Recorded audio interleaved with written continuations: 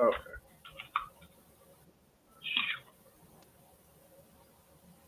Oh, please tell me.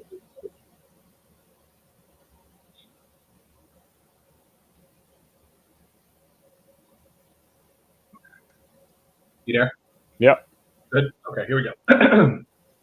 Just to make sure, so we have like review, preview for both. And Impressed, depressed. Impressed, depressed, and then picks and trivia? Yep, that's it. I have a sports news item that we'll do at the very end. I don't know if you heard it or not. Anything about Shannon Sharp? Oh, yeah. I just heard it on the way home. Like fucking Seabiscuit. Just fucking. All right, here we go.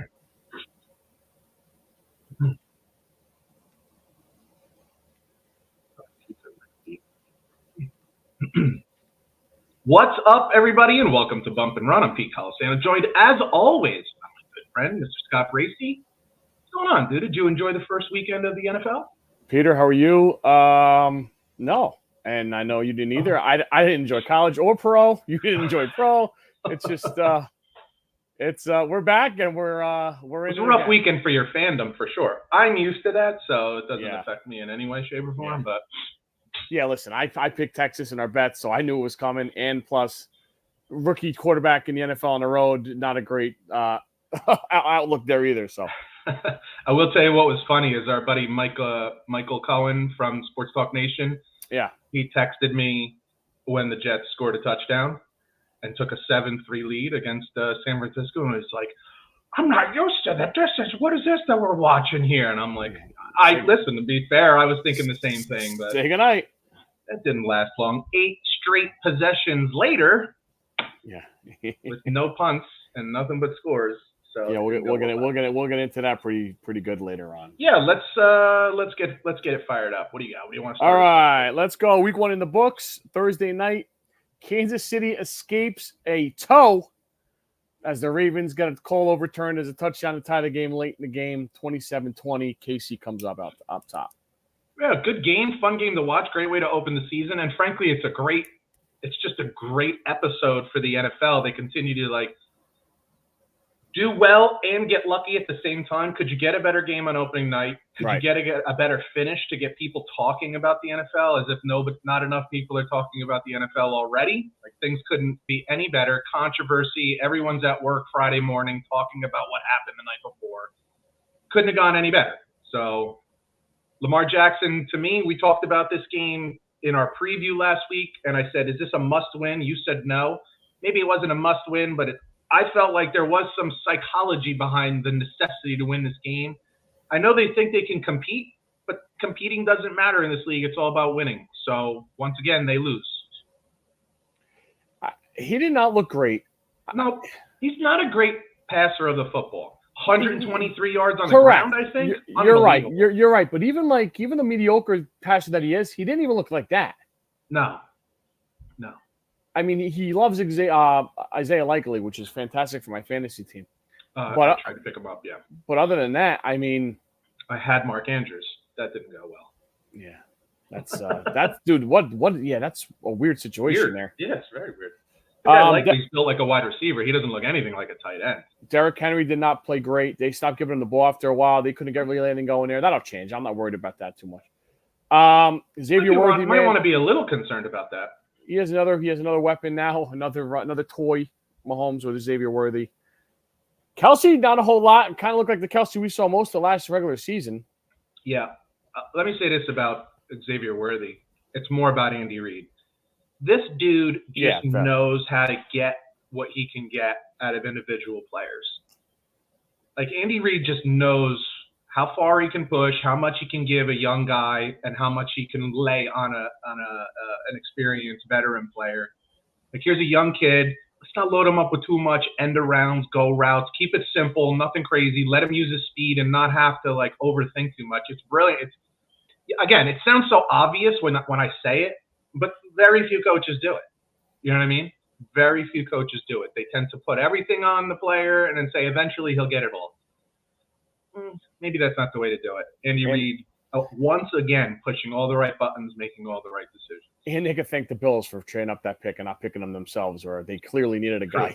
I mean, we'll see how he does the rest of the season. One good game, but it's just amazing to me how just fantastic Andy Reid is at using the players that he has and adjusting his offense. Look at just if you take it back to last year, it was a team that didn't have great wide receivers, and they slowed things down. They went to the running game. They went to the short passing game. They didn't really throw the ball down the field. They played more defense, stronger defense. They just know what buttons to push. It's really it's a hell of a thing, man. It's a scary thing. It's very you can kind of say in a way it's very very like New England Patriots during the Tom Brady era. Fun to watch. Sucks when they're in your division, though. I'll tell you that much. Absolutely. Or in your conference. Yeah, first Friday night opening game in Brazil. Eagles win a pretty good game. Jordan Love hurt at the end of the game. Yeah, a little dinged up, and it seems like the field conditions were an issue for both teams. Nobody was happy about field conditions. Whatever. I mean, I guess that's a problem needs to be addressed.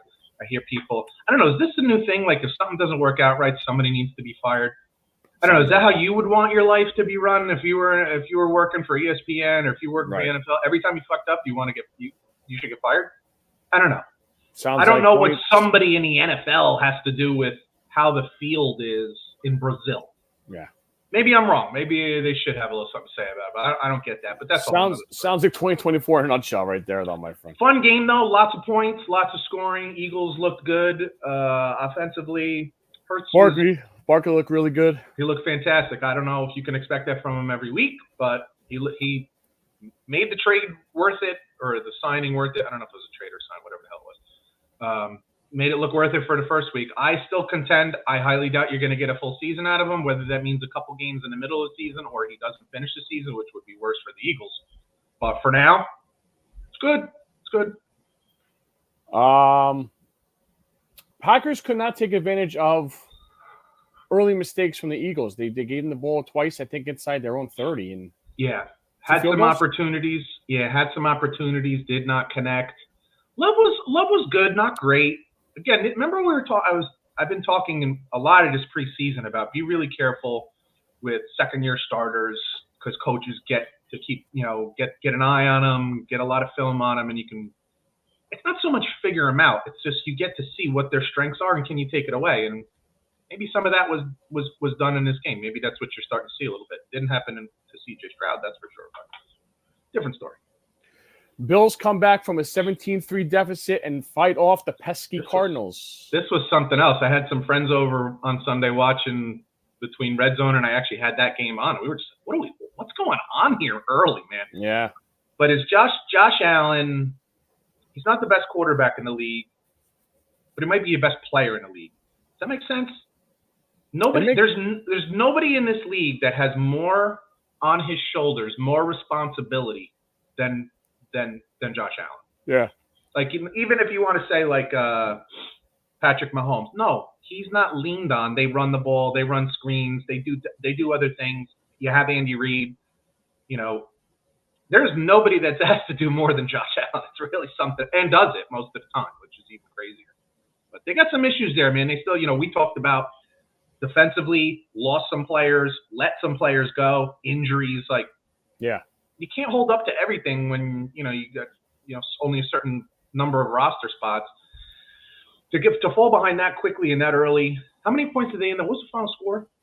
Was it 34-28, something like that? Yeah, I mean, you give up 28 points at home in your home opener to Arizona. I don't know. It makes me a little nervous. I'm not gonna lie. It makes me a little nervous.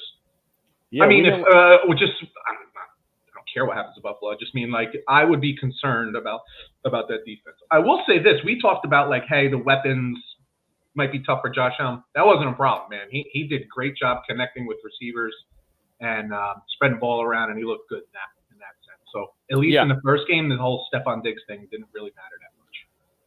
The Pete Calisano jinx. Tennessee Titans up 17-3 at Soldier Field, and they do not score again. The Bears come back. It's worse than that. It's as crazy as that. It's worse than that. The Bears scored two offensive points. Those are 2 extra points, folks. Everything else was defense and special teams. Tennessee getting 4 points. They're winning this game easily. Caleb Williams looked Dare I say worse than Justin Fields? I don't even know if that's possible, but he did not look good. He didn't even throw for 100 yards. He looked bad. Sub 50% completion percentage. And how funny. Oh, my God. Scotty, I swear to God, the things that I've heard this week from, oh, Jesus. Who do I quote? Cosell. Greg Cosell? Greg Cosell and a couple, Mark Sanchez, and some of these guys looking at what Caleb Williams is doing. All the same stuff that you've heard on this podcast for over a year now. Doesn't set in the pocket, tries to make chicken salad out of chicken shit, doesn't play within the confines of the system or the scheme. Yeah. Doesn't read, he just looks. He's not reading, he's looking.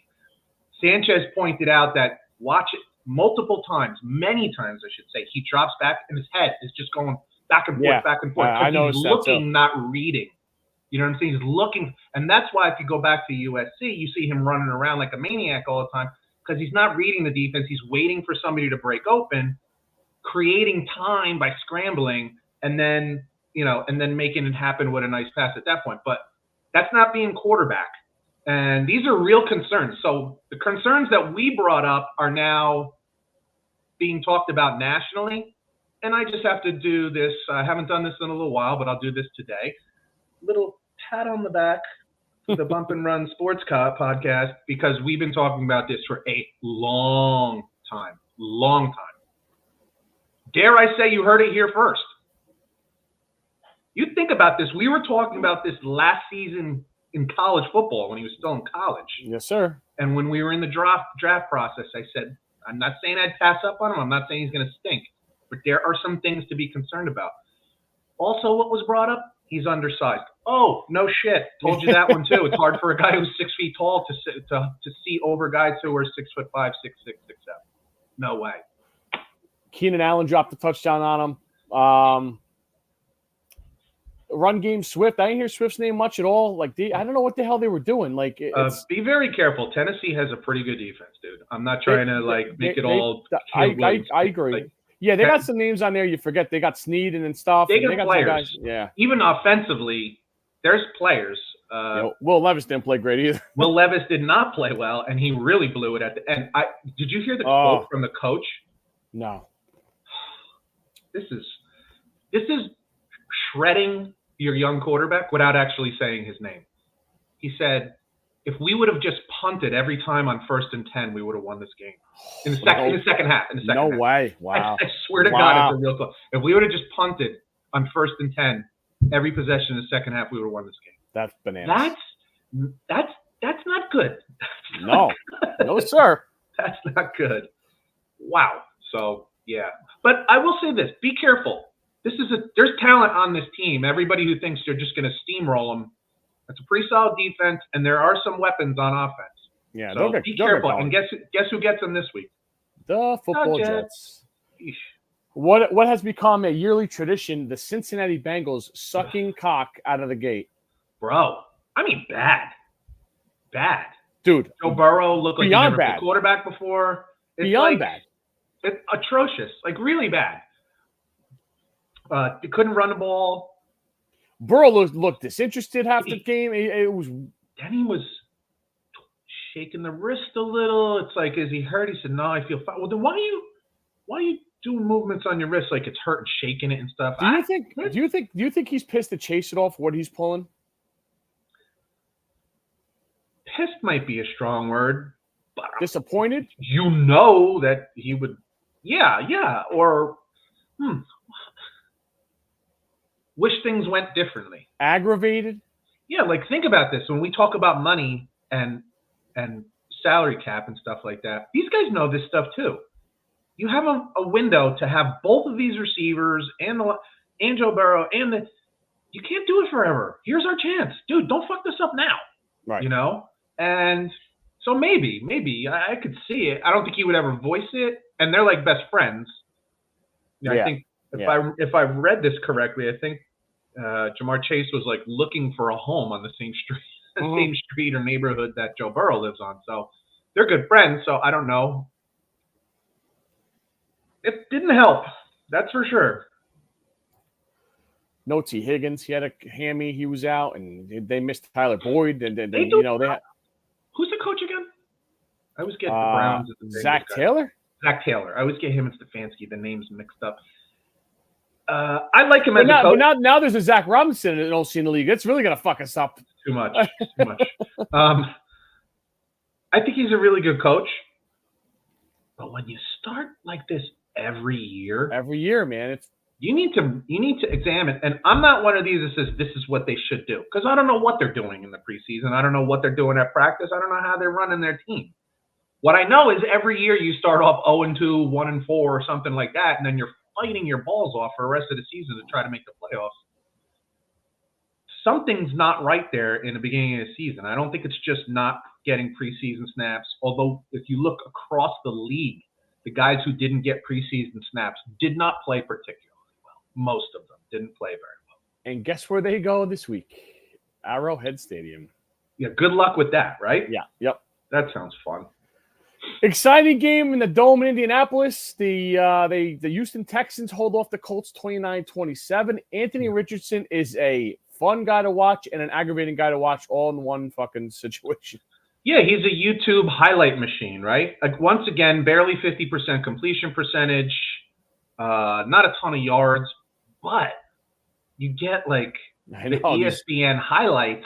Like, forget about it. 60 yards off his back foot. It was even further than that through the air. It's like, golly, like someone right in his face too. I don't think people understand, like, because it also looked almost like a flick of the wrist for him. I know. I don't think you understand. Never mind, like, being accurate or just to put that much smudge on the freaking ball to get it down the field that far when not stepping into it, not nothing. It's crazy. But he's not good. He's still not good. He's not good. He's the reason they lost. I'm sorry, but he is, because you're not getting enough first downs. You're not getting efficient play. He's not a good enough quarterback. Sorry. Houston's offense is good as advertised, balanced. Joe Mixon ran for about $140. Nico Collins, fantastic. Diggs scored a touchdown, maybe two. Yeah, they look pretty good. They look pretty good. Yeah, at least in the first game, the whole did the league catch up with CJ Stroud? See, I don't call it a sophomore slump. I don't think the player gets worse. I think teams catch up to what you do well. And at least in the first game, that wasn't the case. We'll see moving forward. They play the Bears this week. I don't expect that to catch up to them. But that is, frankly, a well-constructed team. They're going to be real dangerous this year. If they stay healthy, that's a very dangerous team. That's a very dangerous team. Don't you see them as the kind of team that can kind of go toe-to-toe, blow for blow with the Chiefs? Just I would love to get that game in Houston, but I was going to say, if you can get it out of Kansas City, that team is good. They're good. They're stacked, both offensively and defensively. So crazy situation in South Beach as Tyreek Hill gets arrested, pulled out of his vehicle before the game, supposedly speeding around the parking lot. He did not handle it well. The police didn't handle it well, but nobody did. Still trying to figure it out there. They play tonight. Miami wins. Jacksonville again. Jacksonville fucking steps on their dick, trying to put the game away. ETN fumbles on the goal line. It's crazy. And then the game turns right from there. They're like snake bit or something. I don't know what the hell. Nuts. It is crazy how some organizations just are what they are. That's, again, I go back to this. I said this last week. It's what makes Dan Campbell and what Detroit is doing right now so special. I guess you can go back in the last 4 years and say what Cincinnati has done with Joe Burrow is a big deal, because you have some organizations that are just shit all the time. Yeah. And even when things are good, they're not good. They're just not good. It's like they can't be good. They can't have good stuff. The Jets are one of them. You know, Detroit until now, Cincy until now. The Browns, I'm sure we'll get to that game at some point. And it just very strange. The whole thing. Public service announcement, by the way, if you get pulled over by a police officer, here's an idea, and I guarantee you won't have a problem. Do what they tell you to do. It's really simple. Roll your window down. Okay, license and registration, no problem. Here's a ticket. Where are you headed? What are you doing? Answer. Boom. You'll get the hell out of there. Not fuck you, give me my fucking ticket and let me go. Rolling your window up when he's saying roll it down. It's bad business, dude. You're asking for a problem. And then his line afterwards saying, I'm thinking of myself as a father and as a husband. If you were, then don't act like an idiot in front of a guy who's got a gun. Like that's just dumb. If you're worried about your safety, stop acting like a fool. Just do what he tells you to do. It's simple. It's simple. Anyway, nice comeback. Isn't it funny? We talked about the Scotty Scheffler thing when he got his little situation over there. I don't remember what state it was in, but with the Kentucky, PGA. Louisville, maybe? Kentucky? Yeah, you're probably right. He came back out of prison and actually had an amazing round. And then Tyreek Hill, same thing, comes out here. Unbelievable, dude. Like, shot out of a goddamn cannon. I know. Catches that ball. He's just fucking gone, man. I know. It is interesting. Have you ever noticed this? Like, there's a difference between guys who are fast and then guys who are fast on a field. Right. Like, there's a different level of speed in game. And Tyreek Hill has it in a way. Half a dozen guys in the history of the game. I'm not even kidding. Like, I don't know what his 40 time is. I could care less. What I see him do on the field, just being gone, blowing by people. It's even guys who have angles. Michael Vick was kind of like that. Lamar Jackson kind of has that now, but maybe not as much now, but he definitely did for a while there. Dion, maybe? He's got a great – the Cheetah nickname is just fitting because he just – yeah, it's awesome.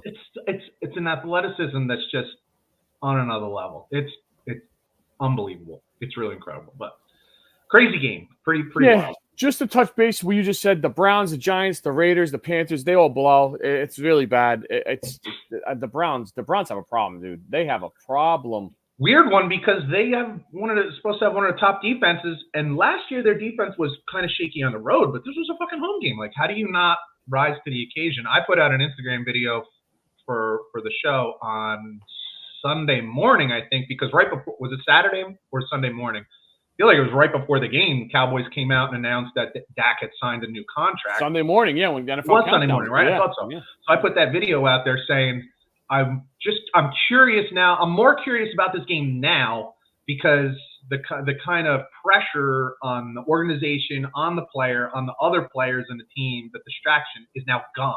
And everyone, CeeDee Lamb is taken care of, Dak is taken care of. They'll get Mike assigned at some point when they're ready for that. Like, all that pressure and distraction is gone. How are they going to look on the field? And they look pretty damn good. They look pretty damn good. Detroit, overtime win. Great game. Exactly what we thought. You got screwed on this on one of your picks, but. Of course. Happens all the time. I think what's the best sign, if you're a Lions fan, is they didn't play very well. This was not a well-played game for Detroit. Agreed. And historically speaking, when the Lions don't play well, they either lose or get blown out. It's not win a close one. The fact that they didn't play particularly well and still won the game, these are the types of signs that you see from really good teams, like top 5 teams in the league. So that was impressive to me because it wasn't their best game. It wasn't even close to their best game. So that was a good sign. On the other side, I look at the Rams. I still think the Rams are a pretty good football team. They played very well. Stafford's real good, dude. Stafford is real good. Oh, yeah. And when he's healthy, he's really, really good. So I don't think the Rams are out of it by any stretch. I don't think this says much about the Rams or negatively. I still think they're a pretty good team. Puka Nacua out for a month. Yeah, 4 weeks. Not good. I mean, he was limping around in the preseason. Did they? Yeah. Like, did he lie to him? Like, why rush him back? I don't know. That whole thing, that's weird. It's a good question. But they got a good team. They do. They're good. And again, this is one of the situations. Offensive head coach. They know how to make these adjustments when you're missing players. When you're not. Remember, this is the same team that started like the first half of the season last year with no Cooper Kupp. Right. And that's how we got to even know who Puka Nacua is. Correct. So I suspect they'll work it out. Yeah. I'm more concerned that they're a little banged up on the offensive line. I know. Again, it's insane. I know. Yeah, you got an older Matthew Stafford who I still think is exceptionally good, but he's older. He's not the most mobile guy in the world. You don't want him getting hammered multiple times a game. He's been banged up even though he plays in the last couple of years. That's not a good sign, but I think they'll be okay. Also, Cooper Kupp's still really good. Very, yeah. This just did, yeah. Breaking Peter, I held off long enough. Monday night, the Jets. O-line struggled. The D-line getting pushed around, bro. Yeah, the most troubling thing to me in the whole game was the defense. Jets take a 7-3 lead, and then 8 straight possessions with a score for San Francisco. First time against the Jets. This is a team that hasn't made the playoffs in 14 years, okay? So think about what I'm about to tell you. No playoffs in 14 years means they've been bad. They haven't given up 8 straight drives with points in 40 years. 40 years. That's not good. It was bad. And to your point, what's the most disturbing part of it wasn't the lack of pass rush. The most disturbing part was how bad they were against the run. Backup running back. It's just not good. That's not good. So I kind of expected Aaron Rodgers to be a little rusty. He looked good at times. He looked happy feet. Had a little happy feet sometimes. But he can still sling it. Everything I said last week leading into this game about him is true. He's still accurate. Still knows where to throw it. Still has plenty of arm. They need a third Beautiful or fourth pass to Lazard for a touchdown. Offensive line wasn't bad. It wasn't great either, but it wasn't bad. It wasn't like a sieve like last year's debacle of an offensive line. So, and I think there'll probably be some improvement there. There's some gelling there. But it wasn't that bad. Defense, that was bad. And this is where now the pressure really is on Robert Saleh because that's his side of the ball. So now you're a defensive coach. Defense stinks, at least for week 1, against a good team. So I'm willing to, be a little patient here. A little. But it's your side of the ball, and your side of the ball stinks when it was top 5 like last 2 years in a row. That's worrisome. That is worrisome. You need another weapon to emerge here. It can't just be a hole in Wilson. Did Mike Williams even play? He very sparingly. So, they got some. Yeah, there's some things to work on there. We like Tyler Conklin. Get him involved more over the middle of the field. Like to see it. Yeah. They brought in this kid. Jesus, like Western Michigan or something like that. I can't remember his name. Like Corley. Yeah, Corley. Yeah, nothing. No catches, no nothing. We were all summer you heard how great it was, and not a fucking nothing. Fantastic, perfect fit, quick, physical, nothing. Can't get him the ball. And this, I don't know if this is coaching or if this is Aaron Rodgers, because we do know that Aaron Rodgers is not one to be kind of like experimental with young receivers. It's kind of like, I'm going to go to the guys that I know are going to catch the ball. That's why he continues to throw to Allen Lazard, even though he dropped a critical third down pass just right off the bat, first fucking drive. I know. I had to drive you nuts. I'm just like, bro, because he was open and it was an easy catch for an NFL player. And but so we'll see. I'm not apoplectic about it, but I'm concerned more because of the defense. That's what really. This is the one thing we were ready to count on. What were we saying last week? Correct. Aaron Rodgers doesn't have to be great. He just has to be competent and consistent. And he kind of was that. And our defense was atrocious. So. And some asshole took the Jets defense in 2 leagues. Fucking mess. Good luck with that. I think they'll be all right. I think they'll be better. Does Hassan Reddick have any what do you call it? Did he pick up any leverage here? Yeah, leverage. Thank you. Do you have any leverage here? There's an argument to be made for that. I don't know if Joe Douglas is that kind of guy. When you start feeling your ass getting hot, you might want to be. They both have some leverage. So it really truly is a game of chicken right now because the Jets have his rights. And if he sits out the whole season, they still have his rights. Saw an article today that don't be surprised if the Jets trade him. Anything's possible. I don't know that anybody else wants to sit and deal with this fucking guy right now. I don't know that they do. That you're going to be able to sign him. How much does he want? Like this is what I say. Everybody says you got to pay him. He wants $30 million.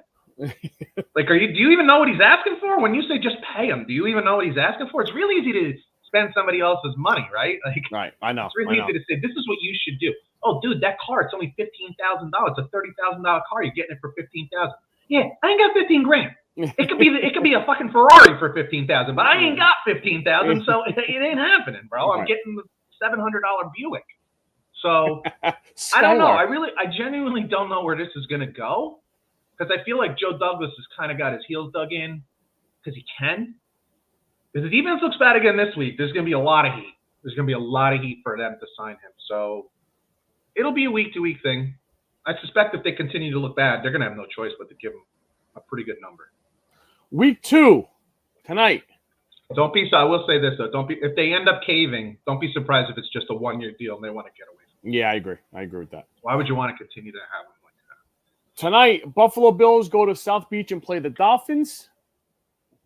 Must-win game here for the Dolphins. For Finns? Like you had for the Ravens last week. I would say that. Yeah, I mean, it's similar to that because Buffalo kind of owns Miami, but no, I'm going to say no. Thursday nights are so weird, especially too. They won last week. That helps a lot. Yeah, they won last week in a funky game. You're 1-0, just make you 1-1. It would be nice to gain a little momentum against Buffalo, who is depleted, but I'm more interested to see, like, I've seen Buffalo struggle early season game in. Wait, where is this game? Miami. It is in Miami. I think that's what I was trying to say. I've seen Miami. I've seen Buffalo struggle in early season games in Miami because of the heat. So that is really, I want to see like third, fourth quarter where Buffalo's at, as opposed to, Miami's got to be prepared for that. But you know what that means too. Like now we got to see Miami go to Buffalo late in the year, which is always fun. And they struggle more in Buffalo when it's 10 than Buffalo does in Miami when it's 8. So good point. I will say I suspect Buffalo will do pretty good though. Miami's defense is not great. No, they lost a lot of guys. Yeah, Jacksonville moved the ball. They didn't score a lot, but Jacksonville moved the ball on them. So we'll see. It'll be interesting. Buffalo kind of gets a break because it's a night game, so at least you're not going to have the sun bearing down on you. So there's a break there. It'll be one thing you got to say more than anything is that back to back, we've already gotten 2 better Thursday night games than we've probably gotten in the last 2 years in the NFL. So got to be happy with that. 2 teams coming off blowout wins. The New Orleans Saints at the Cowboys. Dak got paid and played loose as a goose, blowing out the Browns. So this game's interesting. Carr looked like he had a pulse. That's why he annoys the fuck out of me. Yeah, I was just going to ask you about that. I know because you're not a fan of him. I like him more than you. I don't love him, but I like him more than you. But now you see why that bothers me? Because sometimes he looks like he's Jekyll and Hyde. It's ridiculous. Dude, totally understand. He was throwing balls on the fucking tits. It was all pro shit right there, dude. It was all pro shit. You know what he does? He falls to me. He falls in the same category with like a Brock Purdy, a Tannehill, a Goff, like good quarterbacks who need help. They're not going to carry your team. They're not a Josh Allen. They're not a Patrick Mahomes. They're not a Joe Burrow. Although I don't know that Joe Burrow is that guy either. But it's funny. We put Joe Burrow in that category. I don't know if it's fair. We only know Joe Burrow with pretty goddamn good weapons around him, man. Correct. And hurt a lot. Anyway, Lamar Jackson carrying his team. Like, there's only a handful of guys that can carry a team. Carr is good. He's good to almost very good. Like, he's like an 85, 83 quarterback to me. But if players around him are playing well, if you get a good offensive line in front of him, you get more out of him. Yeah. Again, I go back to like, and I only say this because he's still a young man. He's not like in his mid-30s now. There was a time not too long ago he was an MVP candidate until he broke his leg, like in the second to last game of the season, whatever it was. So you can argue it hasn't been the same since too. You absolutely can make that argument, which wouldn't surprise anybody if that's why he's a little funky or it took this long. But he looked good. I meant to text that during a game Sunday. I'm like, this fucking guy, man. It's like did everything good. They did everything well. So again, let's be careful. 1 week, right? Who they played, they played. But what we saw so far was good. So it'll be an interesting game. This is one of those games I'm like, I'm gonna stay away from it. But it's in Dallas, right? I got no feel on it either. It's in Dallas. I would tend to lean Dallas, but I think they're 6.5-point favorites. Like, and 1 o'clock kick too. Cowboys don't play a lot of 1 o'clock games either. It's right. Surprised it's not like a prime time. At home, at least at home, I mean 1 o'clock. Yeah. So, but I think look, say what you want about their offense. Maybe that was fluky. Maybe Carr just had a really good game, but their defense was really good last year, and their defense was still good now. Yeah. So don't be so shocked if it's a decent game. Sure. Divisional playoff round rematch from last year, the Tampa Bay Buccaneers at Detroit. Fascinated by this one because Baker Mayfield looked maybe as good as he's ever looked. I love him. As good as he's ever looked. So Dude, imagine being a Browns fan. You're watching Baker Mayfield fucking tear it up, and you got to watch. Yeah, while your guy is guaranteed money, whacking another chick. Dude, it's insane. Dude. It's insane. He's terrible, and meanwhile you're paying him 100% guaranteed money. It's costing you $59 million against the salary cap, and you'd probably rather have a backup plan than him. Like it is insane, and good for Baker because they gave up on him too quickly. It wasn't right. Never really gave him a chance, especially when I'm playing revisionist history here now, though. But he was injured that last season that he was with Cleveland and continued to play with the injury. I think it was ribs, if I'm not mistaken. I think you're right. Shoulder, ribs, maybe both. So good for him. This will be an interesting game, man. Where's the game? Is it in Detroit? Yes, sir. Yeah. I suspect Detroit will play better than they played last week. Dan Campbell has a knack of getting his guys to see the mistakes that they made, seeing their shortcomings, and say, let's fix this immediately. Because there definitely were some things that they didn't do well. So we shall see. Fun game, though. Should be a fun game. Yep. Plus, like you said, a little rematch from last year's playoff game, which was a good game, by the way. Sure was. Probably a better game than most of us thought it would be. This game's got me kind of like, The San Francisco 49ers go to Minnesota and play the Vikings. It's funny you say that because I kind of had the same response because we didn't talk about this particular game, but Sam Darnold was good and very good early. I had a feeling he was going to be with O'Connell as the coach. I think the guy's fucking good, man. Put some pieces together here. O'Connell and Shanahan are close. Shanahan is the one who told him, hey, maybe you want to give this guy a shot. There's a reason he told him that. He's not trying to fuck over his buddy. You know what I mean? Right. And then on top of that, you say, well, Minnesota's got a pretty goddamn good offensive line, got good tight end, excellent receivers, and an excellent offensive head coach, and an improving defense. Like, this is a good spot for him. He doesn't have to do too much.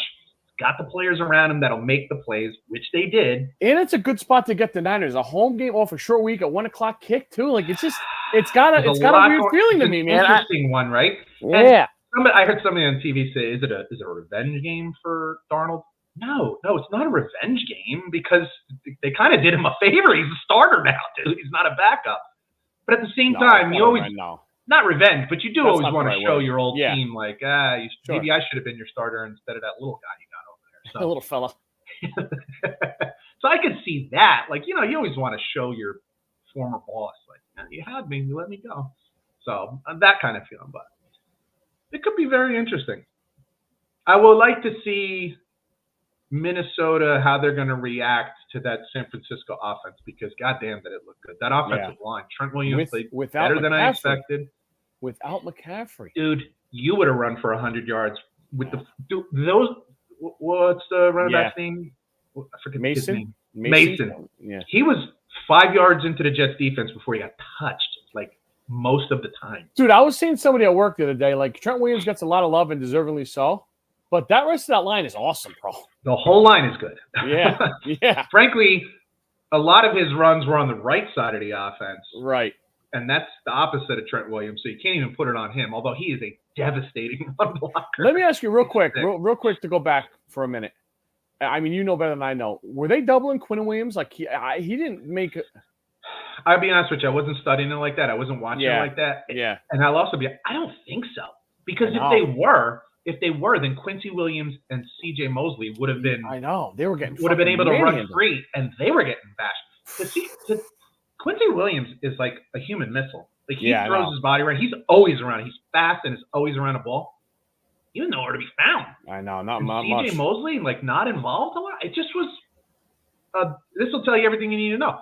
The Jets' safety was their leading tackler. Yeah. Yep. Like by a lot. So, that says a lot.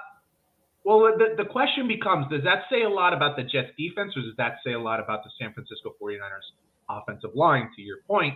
And I think we'll find that out this week, too. Doing those same things on the road is different than doing it at home. If they do it again this week, I say look out for the rest of the league. Well, I think I just came up with a new segment in my head right now. And I think you're going to love it. We could have a weekly hot seat game.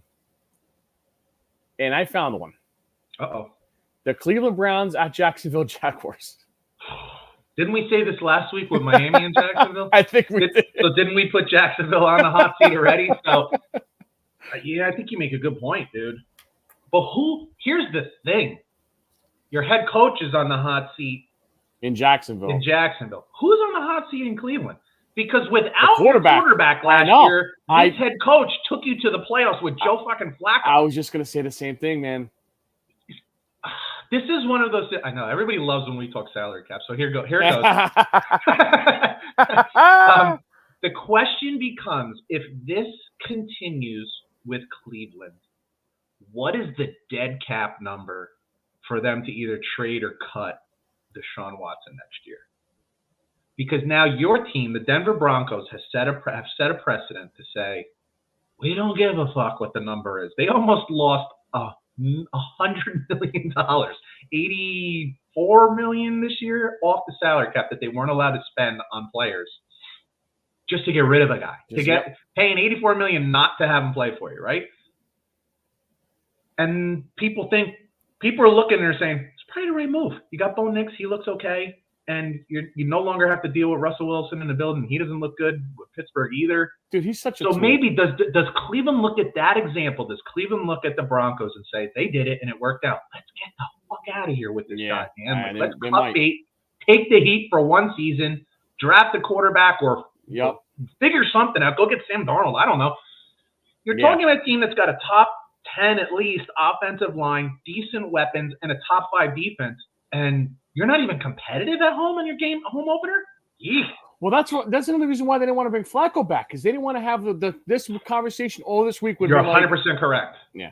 You're 100% correct. They don't want Deshaun Watson starting with someone else behind him that people want to be playing instead of him. But the problem you have now, the problem you're getting to now, is I'd be shocked if the fans didn't care who was behind him. Just play that guy.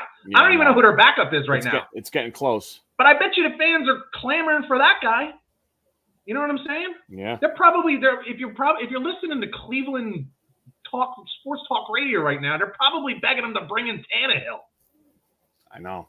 And I don't blame them. Maybe that's a better option right now. It's wild. It is wild. And now you got a new accusation or a continued accusation. So now you're dealing with that bullshit all over again. You thought it was in your rearview mirror, but no, it's all over again. Crazy. It's just crazy. It's crazy.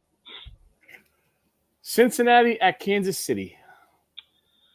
So you brought this game up earlier, and I think it's a really tough spot for Cincinnati. Only thing I will say is that they've played Kansas City well, and their players tend to rise to the occasion. Will T. Higgins be back? He didn't practice yesterday. I didn't see what today. Yesterday. Yeah, I didn't see today. Jamar Chase is playing though, right? Yeah. I don't know. I might have a pick on this game later on. Oh. But I'm also kind of waffling as I say it. I'm like convincing myself to go the other way here. So I don't know. It's just a funky thing, man. I feel what I feel about it, but then I look and I say Cincinnati just notoriously starts off so bad, so poorly. So I don't know if this is the 1 and 4 or, you know. And like you said, there was not much to like in that game. Like they did nothing. Like their defense was okay, but like they couldn't get a stop when they needed it. Like it was just weird, man. And couldn't get first downs. Couldn't like. I know. Burrow figured end of the game. Joe Burrow, we're gonna make this happen. No. Yeah, win like 17-14. Something. Yeah, not even a whiff. There wasn't even a threat. So I don't know. Yeah. I might change my pick. Sunday night, Chicago at Houston.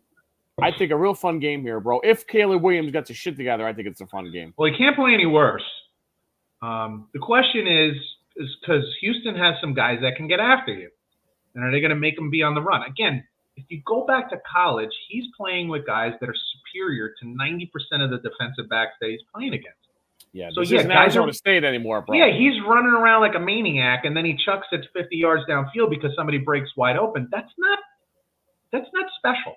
The special is the running around part, sure, but the finding a guy who's buck-ass open after 8 seconds because you're scrambling, that's not impressive. So that doesn't happen in the NFL. Like, you don't get guys or rarely do you get guys that just are running free wide open because of botched coverage or Well, a guy can't. You think defensive backs in this league can't just hang with a guy for 6, 7, 8 seconds? They can. Your windows are like this. They're not yards. They're inches.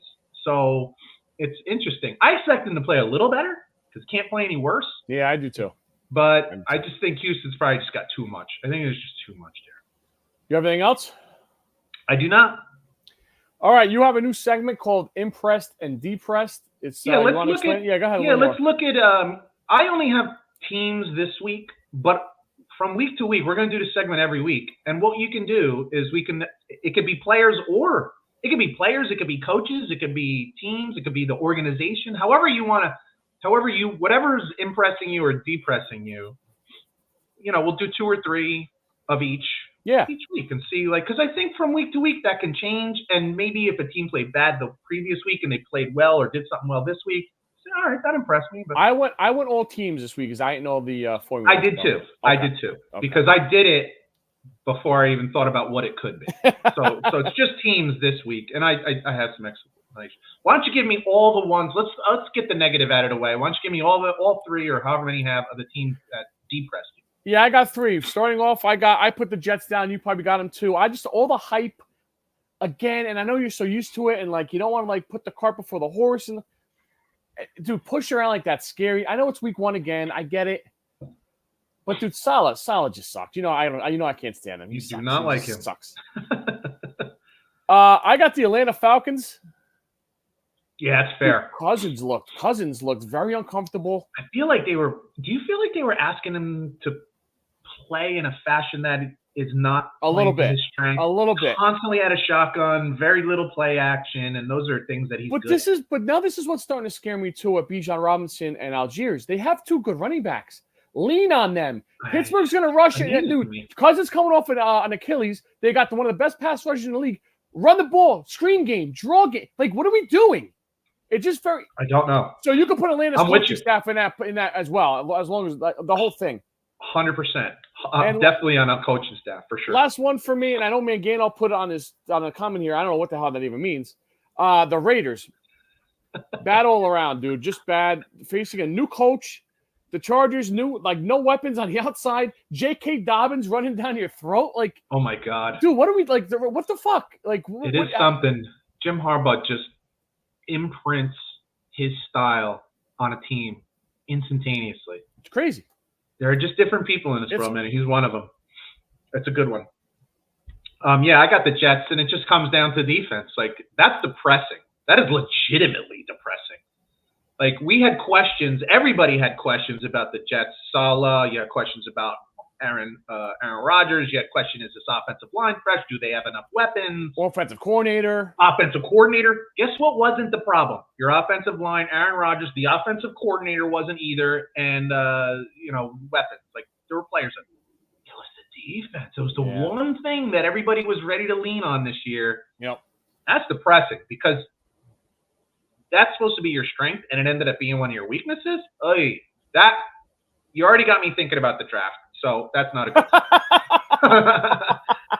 for me, secondly, was Cincinnati. That was very depressing. I left them off because they do this all the time. So where's the offense? It's just where's the offense? And this is why I brought up to you earlier, why do we continue to – well, I know why we continue to put Joe Burrow in that classification of quarterbacks at the elite level, but is it deserving?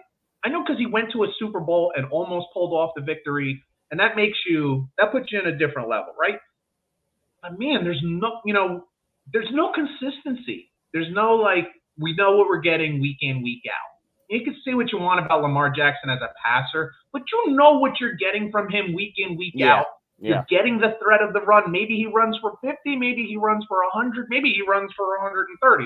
You don't know, but you know you got the threat, and then you know what you can do off of that with your running game and then your play action.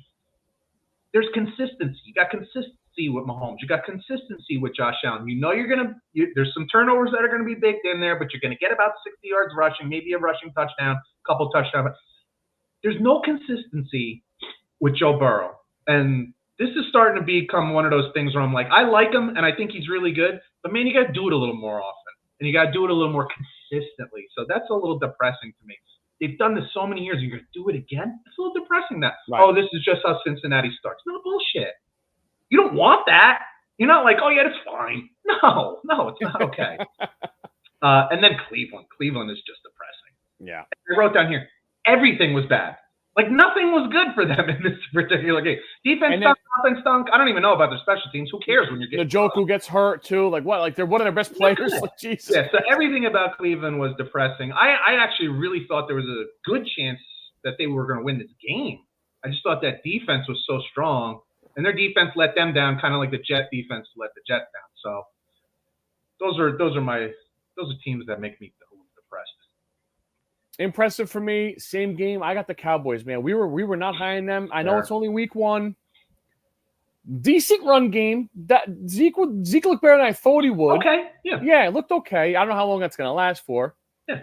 The Dak and Lamb drama all off season gets paid like last minute, and they both played great. They're both two great players. Dak is such a great regular season quarterback. He just needs to get over that hump in the playoffs. You know what they did? They ended up signing CeeDee Lamb early enough. I know he kind of held out a little bit for a little while, but they got rid of that out of the way quick enough to where he got into camp and was able to work things out. Yeah, probably right at the fight. Yeah, probably right enough where you can get like ready to go. Yeah, and their defense is still awesome. Very good. Yeah, very good. New defense coordinator, but watching with some Cowboy fans the other day, they're like, we like Zimmer better because Quinn got very aggressive. Quinn got eaten up in a lot of spots. Because Quinn plays more of a bend don't break. Yes, they blitz and stuff, but it was more of a bend don't break, and Zimmer's more getting your fucking grill. Yeah, we're gonna get you before you get us. Yeah, everybody likes. It's way more fun to have an aggressive defense, so it's cool. Yeah. Speaking of Dan Quinn, I got the team they played. I got Tampa and our buddy Baker. 37 week 1 points, dude. And with these, like they were just every time you look around, the score was fucking changing. Yep. Evans and Godwin still great players. Good run game. We were wondering have they gotten too long in the tooth, and at least at this part of the season, not yet.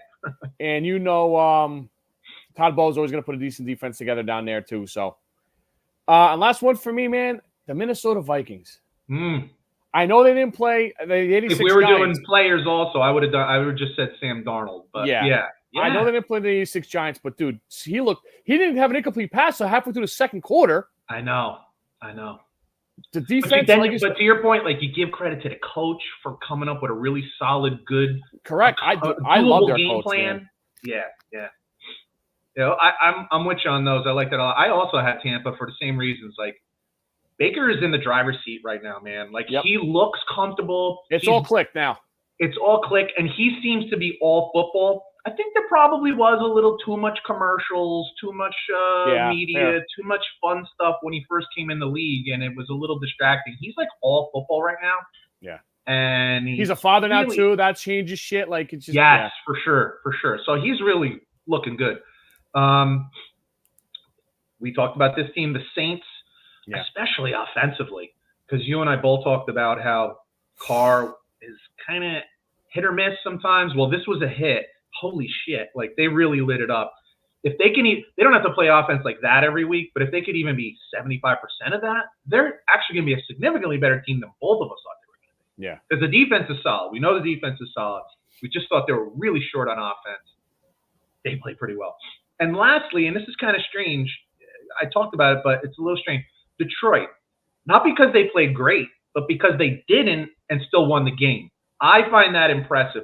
Like it's easy to win games when you're playing really well.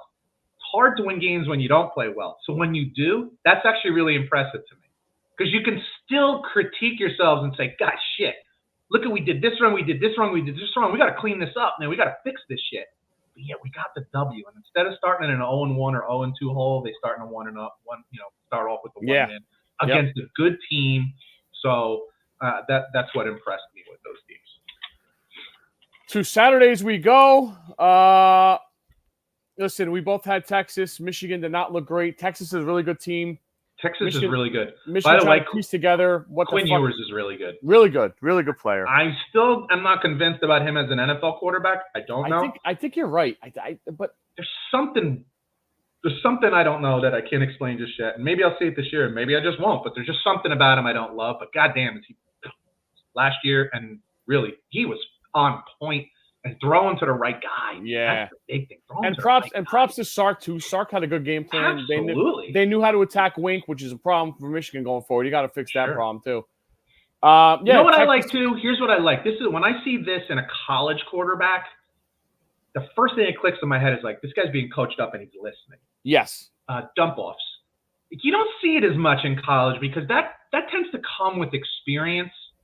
You know, you have your read. Well, he's been around a while too, so that's with the same coach, same offense. When I see college quarterbacks dumping the ball off to backs out of the backfield or right up, that's a really good sign of experience and savvy and understanding. So, but they're good everywhere, dude. That's a good football team. That's a really good football team. And like you said, like it's just cool, a cool game too. Like forget about me being a Michigan fan. Like Texas at Michigan with the burnt orange in the stands, like they're all going like, and it looked really cool. Like definitely.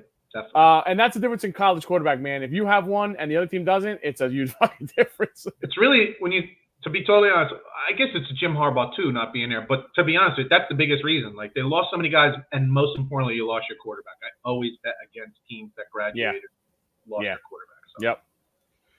Oregon and Penn State, dude. Again, Oregon, dude. All the preseason hype, they escaped Boise State by a late field goal. Penn State, well, I don't know who they played. Battling. Oh, was it Bowling Green, maybe? But battling late, dude. Yeah, it was Bowling Green. Crazy. I don't know what to say about Oregon. I expected them to come out and just blast Boise State because of the way they played in week 1 or week 0, whatever the hell. They didn't. Now you can be concerned. If you're Oregon, you can be concerned now because 2 weeks in a row of this, and this was at home. I don't know. And now they go to Oregon State. Yeah, this is no layup, and no layup at all. They're favored, by the way, in that game, and I'm by like 16 points. A lot. I didn't have the guts to take them, but that's probably the smart bet is Oregon State, and especially because they no longer have DJ Uiagalelei on as their quarterback, and that's always a positive. But yeah, weird. Penn State, I still like. I think Drew Aller has really taken a step forward this year. The problem wasn't Drew Aller this weekend. The problem was the defense. Yeah, which is never shockingly. You never see that Penn State. Green. I know. Yeah, weird, but not good. And Bowling Green ran the ball well against them, which is way more of a concern. But anyway, both got the win. They played Michigan well last year at the Big House too, though. Give Bowling Green. They're not a bad team. They got some NFL coaches on that team, like pedigree. Absolutely. Yeah, they're not a bad team, but they're not Penn State either. No. They're not Penn State at Penn State. That game shouldn't even have been a contest, or at least should have been an easy double-digit win. So, both are a little. Penn State had a good week 1, not a great week 2. Yeah, Oregon had 2 bad weeks.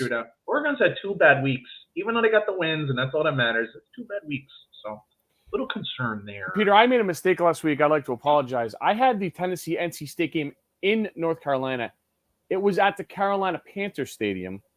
There was more Tennessee fans there than NC State fans. Well, that might have been the case no matter where the game was, but that could be fair. Dude, Tennessee, no pun intended, smokes NC State. Goddamn.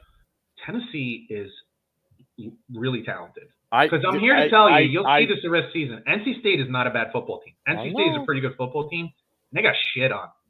Tennessee, the quarterback has a fucking cannon. He's like 6'5", has a cannon, can run. Yeah, he's like a Tua Tagovailoa kind of thing, but it's not that. But anyway, he's not Tua. He's 6'5", cannon, can run. They got weapons. I love their head coach. This is gonna be a fun team to watch this year. They score points, man. They are gonna be fun as hell. Points. I agree with that. Yeah. Heupel's a fucking. You don't want to miss that. Good. You don't want to miss their games. And you don't want to miss their games at home because that place is just a sea of orange and white. It's fun as shit. This is what makes college football better.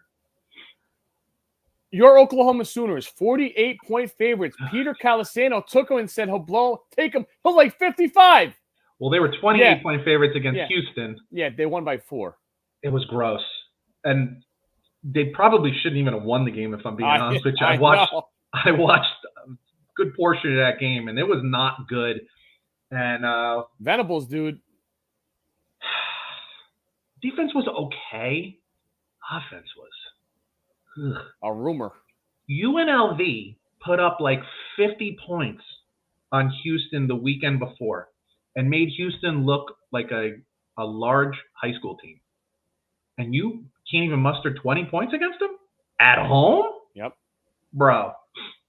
That's just bad. See, when we were just talking about Joe Burrow, consistency, right? Week in, week out, week in, week out. This is what Nick Saban lived on, was his every week in, week out, week in, week out. You know what you're getting. You never know what you're getting from week to week with Oklahoma, and that falls on the head coach. Totally falls on the head coach. You're right. They're favored again this week. They're favored by double digits. I wouldn't touch it. What they got this week? Is it Tulane or No, Tulsa? maybe not. Yeah, maybe. Hold on. I feel like they play Tulsa every year because that's. I feel like they do too. I wouldn't touch it. I remember touch it with a 10-foot dildo. Sam Darnold got hurt in that game, I think, against Tulsa. That's why I remember that. Oklahoma. Tulane. Yeah. Tulane. It is Tulane. Okay. Laying 13.5 only. All the sports bettors in Vegas got a little, odds makers got a little smart. I wouldn't do it. And Tulane looked pretty good last week. I forget who they had Kansas State on the ropes, right? Yeah, they looked pretty good. So, Colorado getting 7 is a lot. I wouldn't touch Colorado because everybody wants to jam their cock in their ass. Yeah, we'll get to that in a minute. Piss everybody off, so no. Mike gets one right and he wants a fucking parade. It's like, I have to do this one for you because I know you love Iowa football. Iowa State fights back 20, and they beat Iowa in Iowa 20-19. I had this one in the bag. Iowa State didn't have a first down until about 2 minutes left in the first half.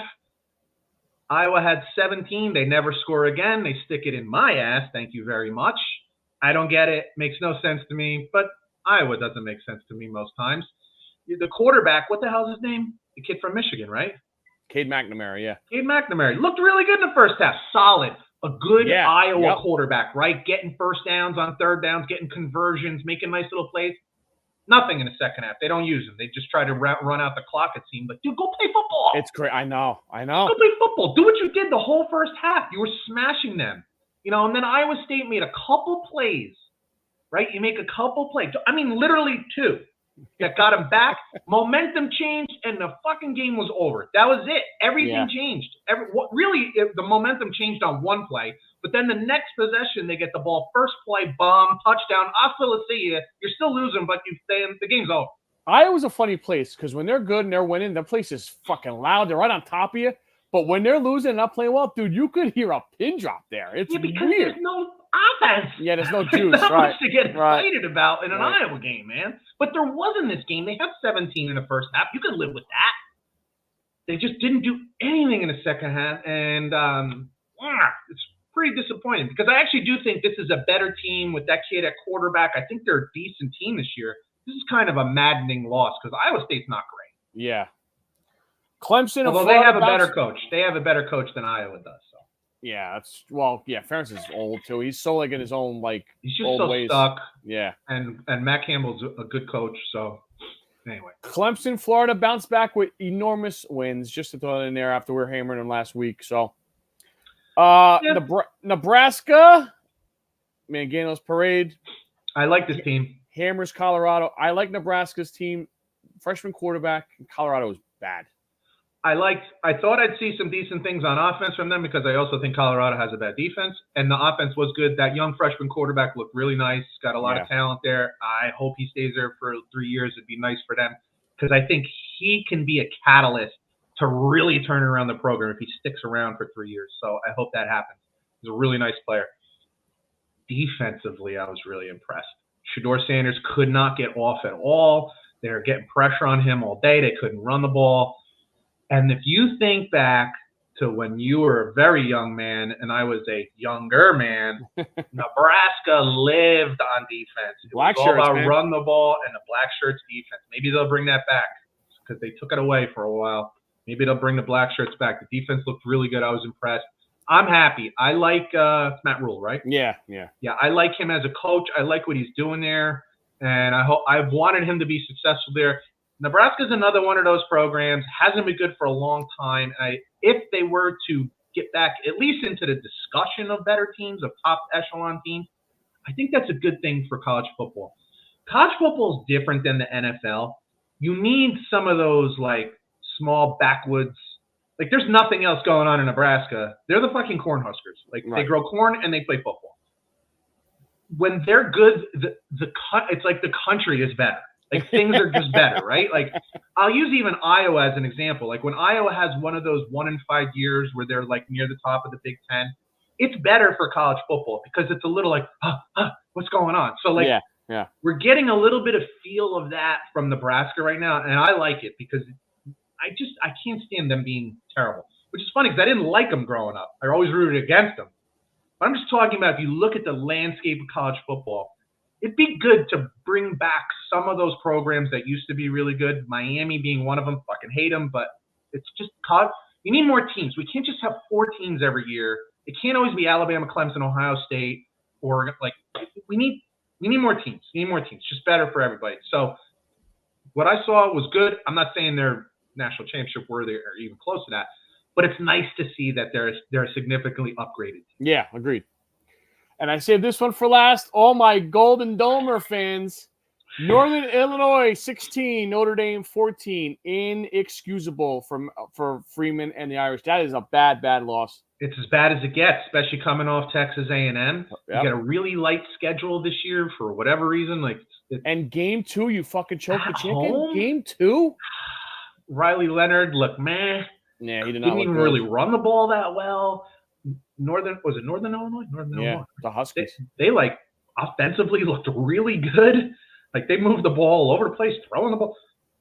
This is as bad a loss as you're going to see. I suspect they'll bounce back, but still, not good. And he's getting a Marcus Freeman, right? Is that his name? Yeah.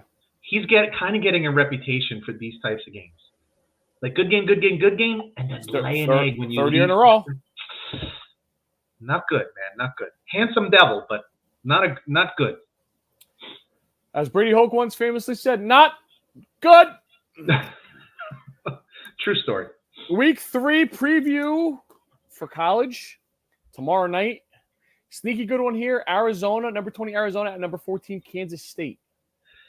Yeah, Kansas State's a little highly ranked. Like you said, they came off a tough game against Tulane.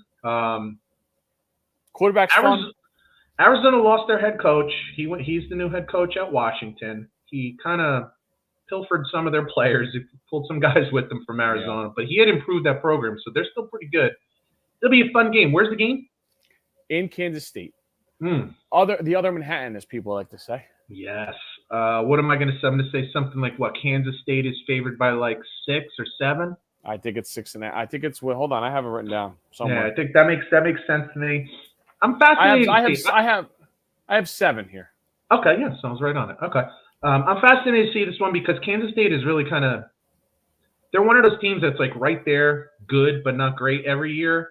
And they usually put a pretty good product on the field. They're well coached. That's a team that I look at and I say they're well coached because they're not the most talented in the world, but they are really good at doing their assignments. Guys do their assignments, and that's why they end up staying in games. So it'll be a fun game to watch for sure. Weird game here. I wish this game was like 4 years ago, but it's not, unfortunately. Number 4 Alabama goes to Madison and play the Wisconsin Badgers. I think this is a fascinating game because there's already like chirping in Alabama that things aren't right. Like the discipline isn't there already, which is fucking unbelievable. I heard that too.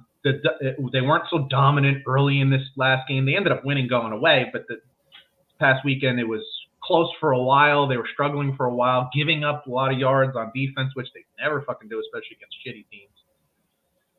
At the same time, Wisconsin hasn't exactly been playing very well. They've won, but they haven't looked great. But you know that place is going to be rocking for Alabama. Again, you talked about like what a fascinating – we never get games like this. Yeah. Obviously, this was scheduled before conference realignment, so good for both of these colleges for doing it. I think it's going to be a lot of fun. I might have a little something to say about this later. Oh, my goodness. Number 16 LSU goes to South Carolina. I saw a sign before that said, you know who Livy Dunn is? The gymnast? Mm-hmm. Of course. She goes, Livy Dunn couldn't handle this cock.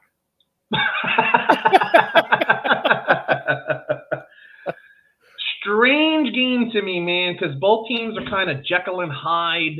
LSU didn't play particularly well against USC.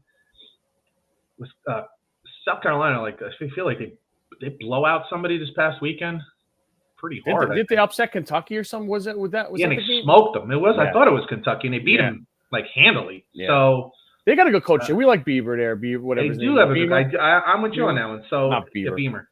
Beamer, Frank Beamer's son. Yes. So it's an interesting game to me. Yeah, one that to keep an eye on. I don't have any action on that one, but should be an interesting game. Number 24, the Fighting Bill O'Brien Boston College Eagles won again this past weekend at the Missouri Tigers. They're not going to win again this weekend. Missouri is a very good football team. Everyone's sleeping on them. They're defensively better than anybody will even recognize. This is a good football team, folks, and they're returning I want to say something like 17 starters, 18 starters from their last year's team. This is not the type of team that gets guys leaving early to go to the NFL normally. So that's why you get a upper class heavy team, and they're good. This is good. They're gonna trash. They're gonna shit on Boston College. I'm sorry, because the quarterback for Boston College is a really good runner. Short pass game, okay, not a great passer overall, but they have a good running game. That's not gonna happen this week. And if you're gonna have to rely on him throwing the ball, that shit is just they're not going anywhere. They're double digit favorites, right? I think so. Yeah. So I'd expect Missouri to take it to them. Yeah, 16.5.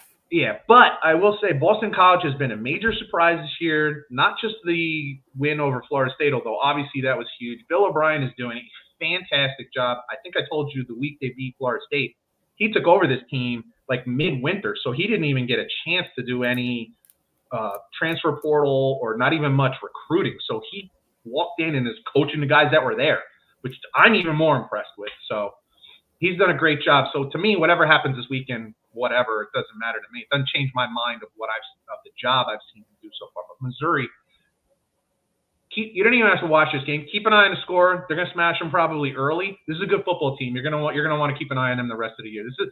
Missouri's one of those teams that I think we've talked about this. Every fourth or fifth year, they put a really good team on the field because they get one of those classes all juniors and seniors. So this is one of those years. It was last year too. I think they're even better this year. The old Civil War from Corvallis, number 9 Oregon at Oregon State. This is a weird one, man, because we said, agree. Oregon hasn't looked good, and now they're favored by 13, 16, whatever the hell it is. Yep. And it's at Oregon State. I didn't take this one, but if I were to take it, I would absolutely take Oregon State for no other reason than, number one, it's a rivalry game.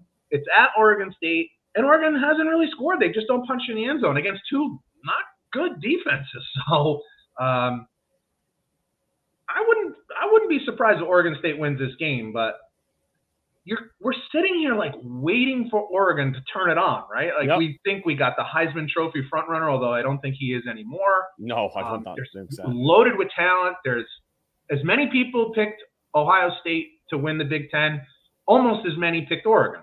If anybody's going to beat them, it's Oregon. Not the way they're playing so far. So until they turn it around and show me otherwise, which maybe they will this week, but until they do, I can't believe in them. When they do it 2 weeks in a row at home, I don't trust them. Now they go on the road. I would not be surprised if Oregon State wins this game, but definitely would go with the points. Agreed. Last one here from me. Colorado at Colorado State. If you remember last year, there was a little some bullshit going on. The coaches, the players, late hits and comebacks and late night under the lights. I remember everyone was complaining, I stayed up to 1 o'clock in the morning to watch this game. There was also some comments from the Colorado State coach about Colorado. Yep. Colorado is in a funky spot, man. Deion Sanders was everyone's darling last year. They loved to cover him. They loved to highlight him. Look at Deion. He loves the kids. He's doing this. 8 straight losses against FBS teams. And suddenly everybody's like, he's a joke. He's a clown. He's only there to promote his son. Whoever thought that this guy was really a head coach? You did, Paul Feinbaum. And now you think he's a joke. You were like, this is the greatest hire ever. And now he's a joke. So obviously everybody is just a fucking hypocrite from hell. But he's done this to himself. He's painted a massive target on his back. And everyone wants to take a shot. You think Colorado State doesn't want to put this notch on their belt and be able to say that all year? Oh, yeah, with 9 straight against FBS teams. So I think it's a tough spot for Colorado. I suspect they'll still find a way to win this game because I think Shedeur Sanders against what are they called now? Group of 4. Yeah, group of 5. Yeah, whatever. Non-FBS. Yeah, I don't know. Whatever. They'll find a way to win this game. I think it could be close for a while. But I also think Colorado State is going to be fired up, and so will the crowd. Listen, Colorado can't protect, so no, they're in trouble. They didn't last year, and they still don't this year. And at some point, Deion should really think about taking Shedeur off the field because he's going to get fucking killed. Well, you know what's interesting is you watch their games. Nobody comes away from their games thinking, you know what, they're not winning, but they're really well coached. Right. Yeah, no way. Nobody says that. Nope. They don't look well coached. They look like a bunch of athletes that are just kind of out playing street ball. Mm-hmm. I think Shedeur Sanders is pretty good, but if you want to look at the next level, do you want to deal with him and his dad? Nope. And their demands? Nope. Is he worth it? Is he a Super Bowl quarterback? Man, you better be really fucking sure about that one before you take that guy. Which means the Jets will probably draft him. Next. Or the Giants. Oh. Peter, can I have some music? I would love to give you some music. I'm prepared for this too. Real quick, last week I was 2-2 and Peter was 1-3. I got screwed. You did get screwed a little bit. I should have been 3-1. Oklahoma was a loser. I should have won Iowa, and I should have won Tennessee. Yeah, Tennessee wasn't good either. 2 offensive points for the Bears, man. And I quote, if we just punt on 1st and 10 in every possession in the second half, we would have won. Head coach, Tennessee Titans. You want to start us off? Sure, why not? What do we start? NFL, college, right? We start college. I'm heading out to Wisconsin. I like their head coach. They're getting 16 points at home. They have not played well in the beginning of the season, but they have won. Have they been looking forward to this game? Have they been preparing for this game? I don't know, but 16 points for Wisconsin at home sounds good to me. I think that place is going to be hyped. Even if they lose by 2 touchdowns, they still cover. So give me Wisconsin plus the 16 at home. Between the 3rd and the 4th quarter, I'm going to be jumping around, rocking that stadium. Well, I'll be doing it from home. But still, I'll be doing it. And I think they cover. Give me Wisconsin plus 16 at home. You won't be if it's 38-10, but we'll see. No, I won't be happy. I'll be sitting on the couch having a nice cold beer.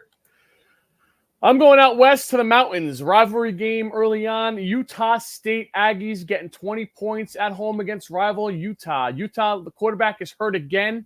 It's unbelievable. He's out 6 to 8 weeks. They are currently looking for an 8th-year redshirt, if what I'm hearing out there. That's not true. Oh, it's true. Oh my God. Oh, it's true. I mean, they're really looking for another redshirt? That's what I'm hearing. He's 25. I know. He's fucking 25. He's Brandon Whedon doing almost. Oh my God. Holy shit. I didn't realize that. Give me a rivalry game, getting 20 at home against a team that's good after quarterback. Yes, please. So you got Utah State? Yes, sir. What are they getting? 20. I should listen to the podcast. It's pretty good. Yeah, that line might have dropped by now. I don't know. I haven't looked at it since the news came out, but either way, I'm taking it. I'm going to head to Virginia. Virginia is 2-0. They got Maryland coming into town. Virginia's 2-0. Virginia's bad. I don't care what anybody says. Virginia's bad. And while I don't normally like taking road favorites in college football because I think it's like very difficult, they can walk to the game from Maryland. This is a short Uber ride from Maryland to Virginia. So give me Maryland minus 2.5. This is actually a pretty good football team, Maryland. I think Virginia's way overrated. They beat Wake Forest and like Elmwood Park High School. So give me Maryland minus 2.5 over Virginia. Maryland bad loss last week against the Spartans. Yes, and they should have won that game.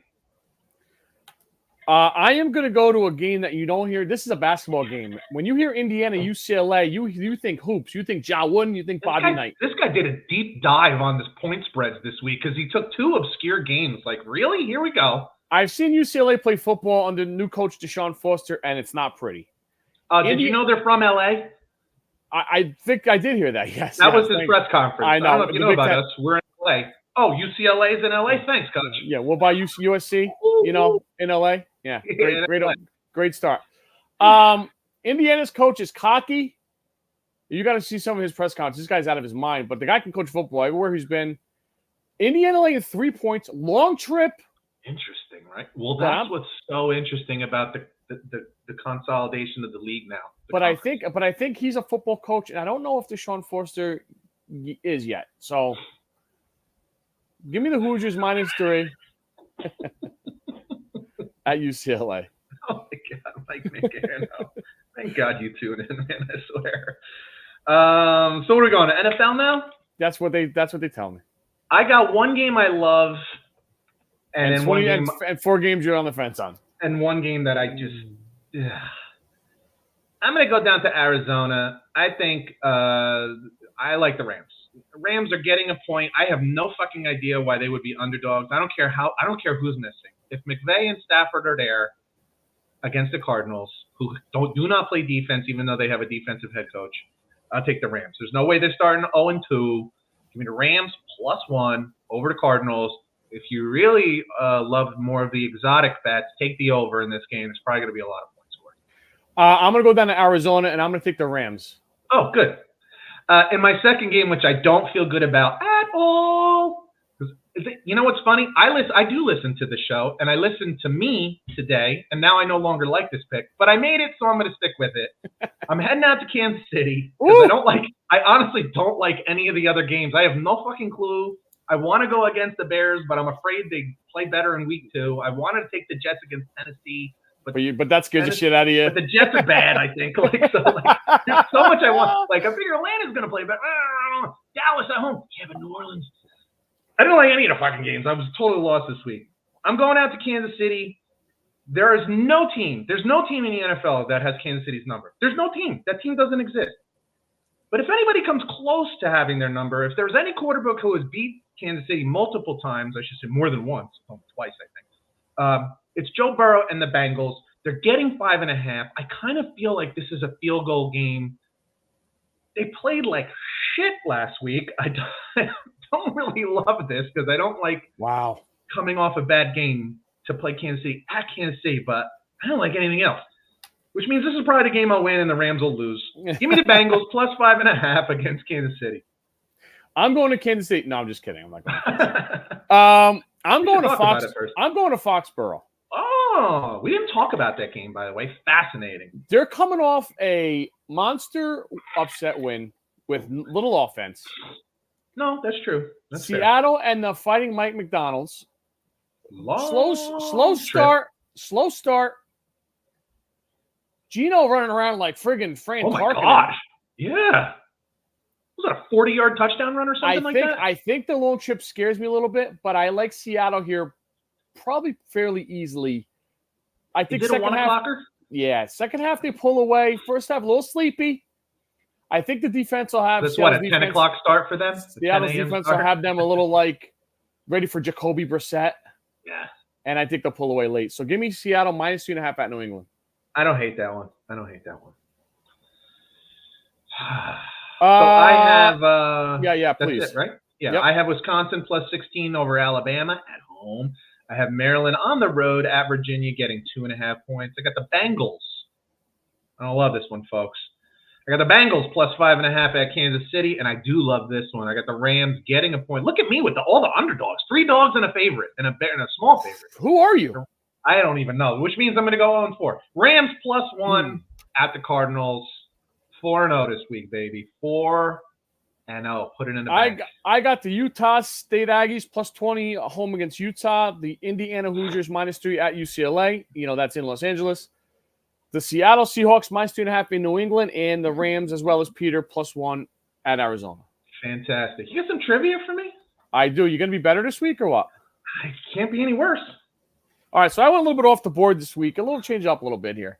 Oh, boy. Now I'm so from 1995 to 1998, the Broncos' Terrell Davis ran for 1,000 yards. From 1999 to 2006, 5 guys ran for 1,000 yards. Can you name them? Broncos? Yep. No. You're an NFL guy. Let's go. Yeah. 5 guys ran for 1,000? I don't even know who the quarterback was. Remember all those years with the Shanahan offense where they're just plugging guys in? It was like a big story back then. Yeah. Jake Plummer was the quarterback for a while. Jake Plummer was the quarterback in the 2000s? Yeah. Dude, I'm old as shit. It feels like 100 years ago. I need some clues, man. I need some clues. I got nothing on this one. Miami Hurricanes star running back was a part of a trade, and we got a Hall of Fame corner out of it. Oh, my God. I got nothing. Clinton Portis. Oh, damn it. Yeah. He did it back-to-back years, 02 and 03, 1,500 yards and 1,591. Damn. I'll just give him to you. You won't get it. I'm not going to get him. Those are big years, though. Remember 1,500. I know. Remember Orlando Scary? Golly, I went with got any. 99 ran for 1,159. Mike Anderson from Utah. I remember that one. Yep, 2005. He did it 1487 and 1014. Ruben Jerones. Oh my God. This is all Mike Shanahan? Yeah, 2004, 1240. And then Tatum Bell, Oklahoma State Cowboy, did it in 06, 1025. Yeah. Dude, how locked down do the Shanahans have the running game in the NFL? It's crazy. It is crazy. It's crazy. Son just had them run for 100 million yards against the Jets. I know. Incredible. All right, Peter. Sorry, I was no good. I know. I was used. This would be better. It's on a ball. 7 players have started their career with 9+ years with 1,000-yard receiving seasons. Name them. Started their career with 1,000-yard receiving seasons. 9 seasons? 9 straight seasons. 7 guys. Mike Evans? Correct. He just did it. He's number 10. He did 10 Jerry years. Rice? He's number 1, 14. Good job. Good start. How about Tim Brown? Tim Brown, the last one on the list. 9 years. Yep. You should get 2 more in the other. Yeah, I feel like Randy Moss, but I also feel like at the same time there were a couple years there with the Raiders where it was no bueno. I'll just say Randy Moss, one of them. So you should say Randy Moss. Pretty good. You should say Randy Moss. Yeah. He was pretty good. What about 9 years, huh? I don't know if this guy was that good. The last 4 guys or last 3 guys are at 9. They all did them at 9 straight years. Chris Carter? No, good guys. No. You know what? I feel like his last year in Philly, Buddy Ryan was like, "You're out of here. You fucking suck." And then he went to Minnesota and went bananas. What about Terrell Owens? He's on there, bud. Okay. 9 years. 2 more.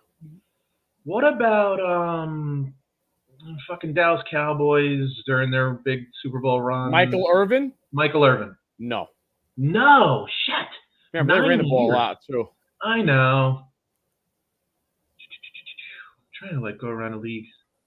Think I had a trivia question a week or 2 ago, and he was the lead for this franchise. He was head and shoulders above everyone else in stats. Yeah, it didn't help. What about Plaxico Burress? No.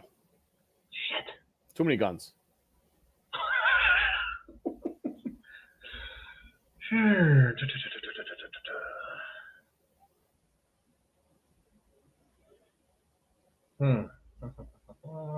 One of the most quietest playmakers just came. Oh, Marvin Harrison? No. That's just quiet. He might have been an 8, honestly. No, Andre Johnson? No. Damn. Devontae Adams? No. You're in that scene, the Andre Johnson kind of thing. You're in that. Oh, what about Larry Fitzgerald? Bingo. Yep. Okay. How One many left. One left. One? Ever.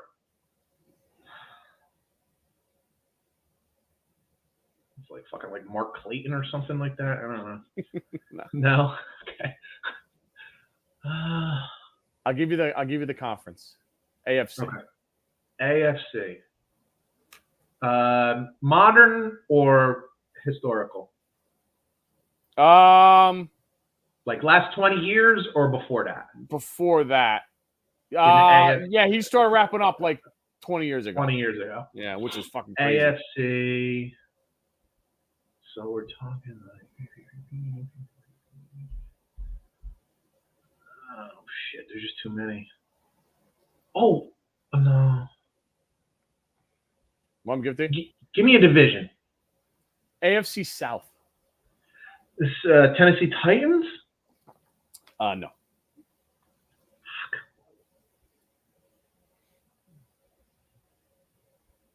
AFC South. Was it like Jimmy Smith or something like that? Bingo, Jimmy Smith. Oh, shit! Yeah. Okay. Is that the guy that you said we talked about him? Yeah, because I said, because Jimmy Smith leads every category by a million things. I think that's why. I didn't think of it when you first said it. And then later I'm like, wait a minute. Yeah. Who was that guy? Yeah, good. Very cool. All right, last one. We got more shit. Last one. Who is the all-time leading rusher for the Miami Dolphins? Mercury Morris, Larry Zonka, Ricky Williams, Ronnie Brown. Ronnie Brown had a good run, but I just don't think he was there long enough. But if it's not Ronnie Brown, we got to go back to like Mercury Morris. That seems unlikely. I just don't think Ronnie Brown was there long enough. I don't think Ricky Williams was there long enough.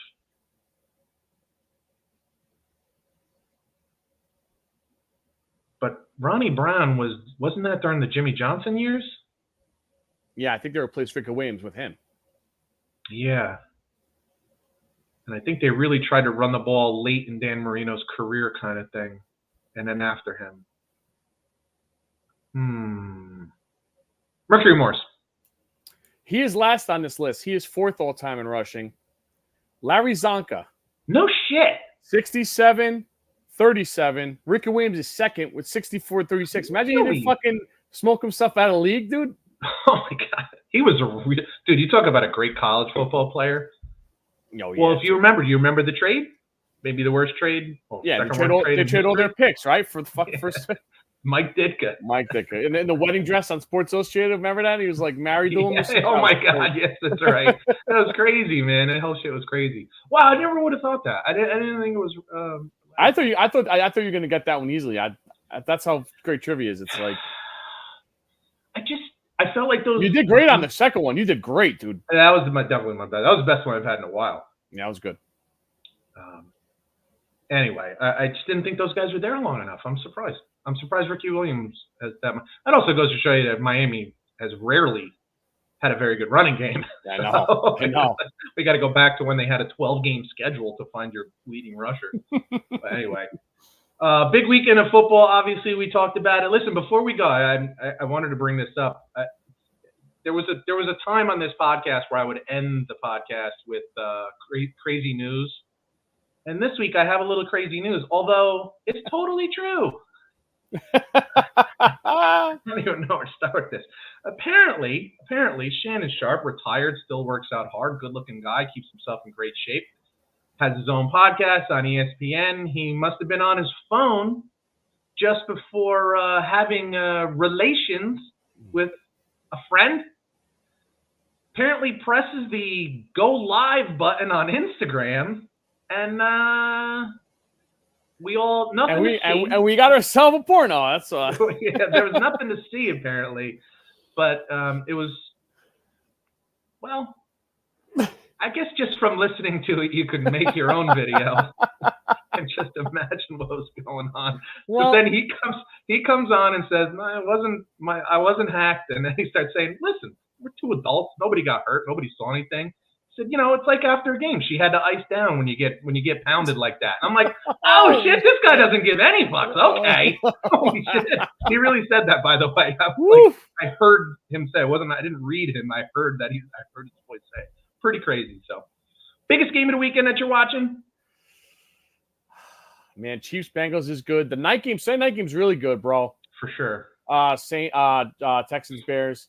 The Broncos Steeler game, by the way, I have a lot of Steeler friends. My brother. That game might end 6-3. I think Bo Nix will be just fine. The game I'm looking most forward to is Alabama Crimson Tide rolling into Wisconsin. I'm super excited for that game. Not exactly sure what time it starts. I think it's a little later. But I don't think Wisconsin's going to win that game, but I think they'll find a way to keep it close. I hope they hang around in it. That'll be fun. Yeah, I do too. I don't want to see a blowout because then it's no fun. I think this could be a pretty fun game. So we'll look forward. But of course, we'll be watching all of it. For Scott Bracey, I'm Pete Colasano. You've been listening to Bump and Run. We'll catch you guys next week. Later. All right. Excellent. Sound good. I got to take him to his baseball, so it'll either be later tonight or very early in the morning. Sounds good, bro. Okay, one way or another, it'll be that neither one of us really post it before the morning rush hour. So yeah. Yeah. But I'll definitely, if I don't get it done tonight, I'll definitely do it first team. I'm up. Sounds good, bro. I'm not worried about it anymore. 10 to 5. So. All right, bro. Talk to you later. Later.